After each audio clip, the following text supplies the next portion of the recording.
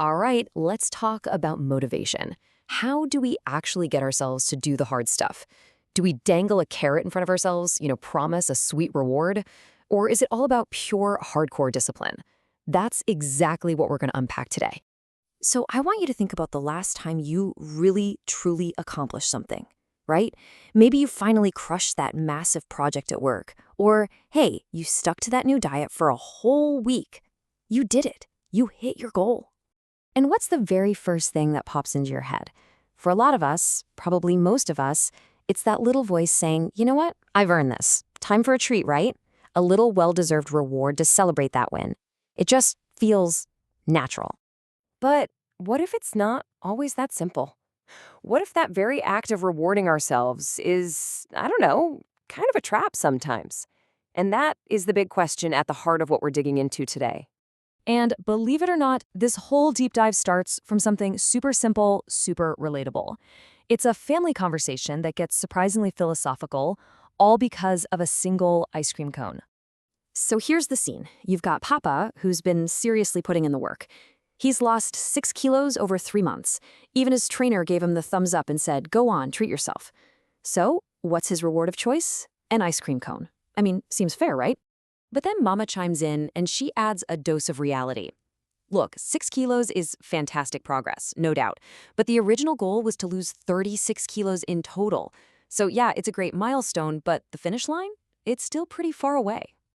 And this is where things get really interesting. Because it's not Mama who really challenges Papa's thinking. It's their teenage daughter, Juhi, who just comes at it from a completely different angle. So Papa justifies his ice cream with this really simple logic. He says, look, it's just like when I promise you a pizza for acing a tough exam. It's a deal, right? You define a standard, you meet it, and bam, you get the reward. A simple, straightforward contract with yourself. And then, bam, Juhi just drops this little philosophical bombshell right in the middle of the ice cream debate. Her question, but then who created the problem, it just changes everything. All of a sudden, this isn't about celebrating a win anymore. And what's so wild is that Papa gets it, like instantly. Juhi's point is just crystal clear. Acing an exam, that's about excelling, achieving something brand new. But losing weight that you'd already gained, well, that's about fixing a problem you created yourself. So the real question becomes, is it really an achievement to just get back to where you were supposed to be all along? So this one little family chat actually gives us 2 completely different ways to think about motivation. Let's start with Papa's logic, the reward side of things. Okay, so Papa's whole approach is a textbook example of what we call extrinsic motivation. What that means is the push, the drive to do something, it comes from the outside. It's a tangible reward, like that ice cream or a pizza. The deal is simple. Meet the standard, get the prize. It's the classic carrot on a stick, right? And honestly, it can be super effective, especially for getting us started on things we find kind of boring or difficult. All right, now let's flip that on its head and look at Juhi's perspective. It's a totally different way of thinking. For Juhi, it's simple. The goal is the reward. The motivation shouldn't be an ice cream cone. The motivation should be the actual desire to be fit and healthy. That feeling, that state of being, that's what should be driving you. So Juhi's approach, this is all about intrinsic motivation. The drive comes from inside you. The reward isn't some external treat, it's the internal feeling of satisfaction you get from being healthy. So the method here isn't about rewards at all. It's about discipline and being mindful. And this kind of motivation, this is the secret sauce for building long-term habits, because the activity itself becomes its own reward.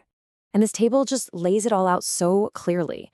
On one side, you've got Papa's logic. It's reactive. There's a problem, you solve it, you get a reward. It's all driven by something external. Then you have Juhi's logic. It's proactive. The goal is to prevent the problem from ever happening. The motivation is completely internal. It's really the difference between a philosophy of achieve, then reward, and that old saying, a stitch in time saves 9. And speaking of that proverb, Juhi absolutely nails her entire philosophy with that one classic saying. It really gets to the core of her argument about prevention. A stitch in time saves 9. It's just such a powerful metaphor for how she sees the world. It's all about doing the small, necessary things now so you can avoid a giant mess later on. And this just brilliantly illustrates her points, doesn't it? It's so much easier to maintain a healthy lifestyle every single day than it is to face the massive uphill battle of losing, say, 36 kilos. It's all about proactive discipline versus reactive problem solving. But just when it feels like Jui has totally won the debate, Mama steps in, and she adds this really crucial dose of wisdom and, well, humanity. She totally gets Jui's point. She says, "You've made your point." But she also reminds her that idealism has its limits. At the end of the day, nobody's perfect. And that's so important to remember. So this brings us to the big takeaway, right? We've got Papa's logic of reward on one side and Juhi's logic of prevention on the other. So which one is right? Which path should we take? Well, the truth is there is no single right answer. This simple family chat just beautifully lays out two powerful, totally valid systems that honestly we all use. We all switch between them. Sometimes you absolutely need that external reward just to get through a tough spot. Other times you're running on pure internal drive. The real key is knowing which system you're using and asking yourself why.